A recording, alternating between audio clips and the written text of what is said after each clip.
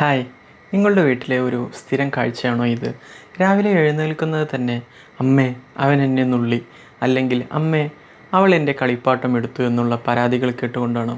സത്യം പറയാമല്ലോ, മക്കൾ തമ്മിലുള്ള ഈ അടിപിടി കാണുമ്പോൾ പല രക്ഷിതാക്കൾക്കും സങ്കടവും ദേഷ്യവും വരാറുണ്ട്.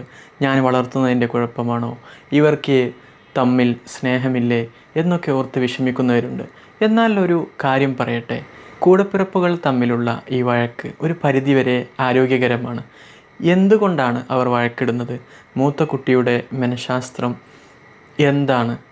ഈ യുദ്ധം നിർത്താൻ മാതാപിതാക്കൾക്ക് എന്തൊക്കെ ചെയ്യാൻ പറ്റും? ഇതാണ് നമ്മൾ ഇന്ന് സംസാരിക്കാൻ പോകുന്നത്. നമുക്ക് മൂത്ത കുട്ടിയുടെ ഭാഗത്ത് നിന്ന് ഒന്ന് ചിന്തിച്ച് നോക്കാം. ഇതൊന്ന് സങ്കല്പിക്കാമോ? നിങ്ങളുടെ ഭർത്താവ് അല്ലെങ്കിൽ ഭാര്യ ഒരു ദിവസം മറ്റൊരു സ്ത്രീയെ അല്ലെങ്കിൽ ഒരു പുരുഷനെ വീട്ടിലേക്ക് കൊണ്ടുവരുന്നു. എന്നിട്ട് നിങ്ങളോടായി പറയുന്നു, എനിക്ക് നിന്നെ ഒരുപാട് ഇഷ്ടമാണ്, പക്ഷേ ഒരാളെ കൂടി എനിക്കിഷ്ടമായി. ഇനി മുതൽ ഇവളും അല്ലെങ്കിൽ ഇവനും നമ്മുടെ കൂടെ ഇവിടെ താമസിക്കും. എൻ്റെ സ്നേഹം തുല്യമായിരിക്കും. മാത്രമല്ല, നീ വേണം ഇവൾക്ക് അല്ലെങ്കിൽ ഇവന് കാര്യങ്ങളൊക്കെ ചെയ്തു കൊടുക്കാനും അവളെ അല്ലെങ്കിൽ അവനെ പൊന്നുപോലെ നോക്കാനും. ഇത് കേൾക്കുമ്പോൾ നിങ്ങൾക്ക് എന്ത് തോന്നും? ദേഷ്യം തോന്നും, സങ്കടം തോന്നും, അതുപോലെ അരക്ഷിതാവസ്ഥയും ഒക്കെ തോന്നില്ലേ? ഇതേ അവസ്ഥയാണ് രണ്ടാമതൊരു കുട്ടി ഉണ്ടാകുമ്പോൾ മൂത്ത കുട്ടിക്ക് അനുഭവപ്പെടുന്നത്. അതുവരെ അവനായിരുന്നു ആ വീട്ടിലെ രാജാവ്. പെട്ടെന്ന് ആ സ്ഥാനം പോയി. അമ്മയുടെ ശ്രദ്ധ മുഴുവൻ പുതിയ ആൾക്കായി. അതുകൊണ്ട് അവർ ചെറിയ കുട്ടിയെ ഉപദ്രവിക്കുന്നത് അവരോടുള്ള ദേഷ്യം കൊണ്ടല്ല, മറിച്ച് അമ്മയ്ക്ക് എന്നെ പഴയതുപോലെ ഇഷ്ടമാണോ എന്ന് ടെസ്റ്റ് ചെയ്യാൻ വേണ്ടിയാണ്. ഇവിടെ നമ്മൾ മാതാപിതാക്കൾ ചെയ്യുന്ന ഏറ്റവും വലിയ തെറ്റ് എന്താണെന്നറിയാമോ? നമ്മൾ പലപ്പോഴും ജഡ്ജിയാകും. എന്നിട്ട് മൂത്ത കുട്ടിയോട് പറയും, നീ വലിയ കുട്ടിയല്ലേ, നീ ചേട്ടനല്ലേ, വിട്ടുകൊടുക്ക്, ഈ കളിപ്പാട്ടം അനിയന് കൊടുക്ക്.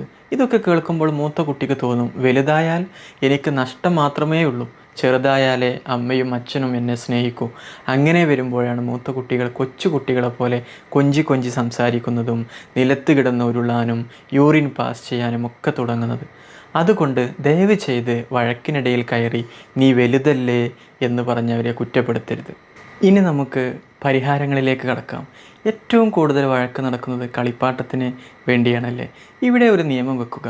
നിർബന്ധിച്ച് കൊടുപ്പിക്കൽ, അതായത് നിർബന്ധിച്ച് കുട്ടിയെ കൊണ്ട് ഷെയർ ചെയ്യാൻ പറയരുത്. മൂത്ത കുട്ടിക്ക് അവൻ്റേതായിട്ടുള്ള കുറച്ച് കളിപ്പാട്ടങ്ങൾ, ഉദാഹരണത്തിന് അവൻ്റെ ഫേവറേറ്റ് കാർ അല്ലെങ്കിൽ അവളുടെ പാവ തുടങ്ങിയവയൊക്കെ അതാർക്കും കൊടുക്കാതിരിക്കാനുള്ള അവകാശം അവനുണ്ട്.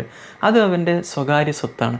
ചെറിയ കുട്ടി അത് ചോദിച്ച് കരഞ്ഞാൽ മൂത്ത കുട്ടിയുടെ കയ്യിൽ നിന്നും പിടിച്ചു വാങ്ങി കൊടുക്കാതെ പകരം ചെറിയ കുട്ടിയോട് പറയുക, അത് ചേട്ടൻ്റെയാണ് അല്ലെങ്കിൽ ചേച്ചിയുടെയാണ്. ചേട്ടൻ തരുമ്പോൾ മാത്രം നിനക്കെടുക്കാം, അല്ലെങ്കിൽ ചേച്ചി തരുമ്പോൾ മാത്രം നിനക്കെടുക്കാം. ഇത് മൂത്ത കുട്ടിക്ക് ഒരു സുരക്ഷിത ബോധം നൽകും. അവൻ്റെ സാധനങ്ങൾ സേഫാണെന്ന് കണ്ടാൽ അവൻ തനിയെ അത് ഷെയർ ചെയ്യാൻ തുടങ്ങും. രണ്ടാമത്തെ കാര്യം, സ്പെഷ്യൽ 1-to-1 ടൈം. ദിവസവും ഒരു 10 മിനിറ്റ് അല്ലെങ്കിൽ ഒരു 15 മിനിറ്റ് മൂത്ത കുട്ടിക്ക് മാത്രമായി മാറ്റിവെക്കുക. ആ സമയത്ത് ചെറിയ കുട്ടി പാടില്ല, അവൻ ഉറങ്ങുകയോ മറ്റെന്തെങ്കിലും ചെയ്യട്ടെ.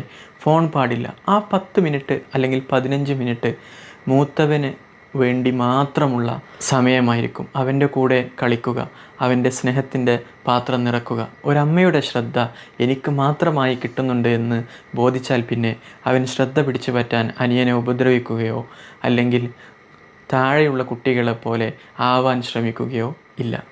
മൂന്നാമതായി, മൂത്ത കുട്ടിയെ ടീം മെമ്പർ ആക്കുക. ചെറിയ കുട്ടിയെ നോക്കാൻ അവരെയും കൂടെ കൂട്ടുക.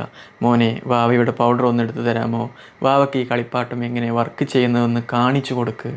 ഇങ്ങനെ ചോദിക്കുമ്പോൾ അവർക്ക് ഞാൻ വലിയ ഒരാളാണ്, അമ്മയുടെ അല്ലെങ്കിൽ അച്ഛൻ്റെ സഹായിയാണ് എന്നൊരു അഭിമാനം തോന്നും.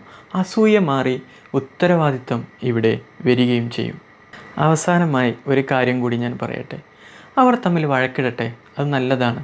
വീട്ടിൽ വെച്ച് വഴക്കിട്ട് എങ്ങനെ അത് പരിഹരിക്കാം എന്ന് പഠിക്കുന്ന കുട്ടികളാണ് നാളെ സമൂഹത്തിലിറങ്ങുമ്പോൾ മികച്ച രീതിയിൽ പെരുമാറുന്നത്. അതുകൊണ്ട് തന്നെ രക്തം പൊടിയുന്ന വഴക്കല്ലെങ്കിൽ നിങ്ങൾ ഇടപെടാൻ നിൽക്കണ്ട, അവർ തന്നെ തീർക്കട്ടെ. നിങ്ങളുടെ വീട്ടിൽ ആരാണ് വില്ലൻ, മൂത്തയാളോ അതോ ഇളയാളോ? കൂടുതൽ പാരൻറ്റിങ് വീഡിയോസിനായി സബ്സ്ക്രൈബ് ചെയ്യൂ. Happy parenting.